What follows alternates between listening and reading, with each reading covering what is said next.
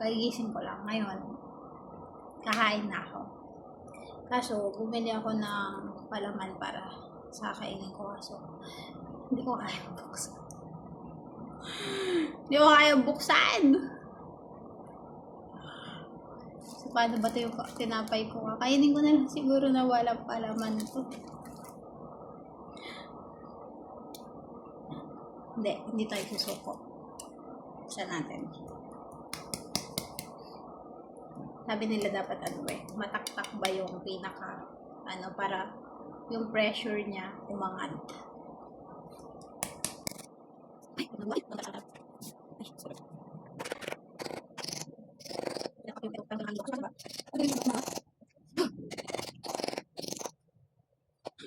Wala, kakainin ko na lang itong tinapay ng ganito.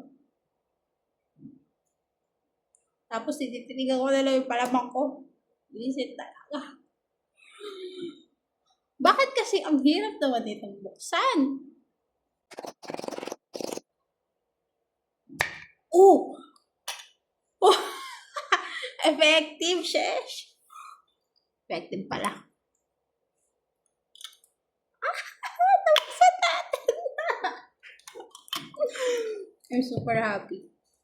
Nawalan na ako ng pag-asa. Dapat pala, i-video lang. Visit. I-video lang pala para mabuksan. Ngayon ako pa binubuksan to. Makakain na ang person.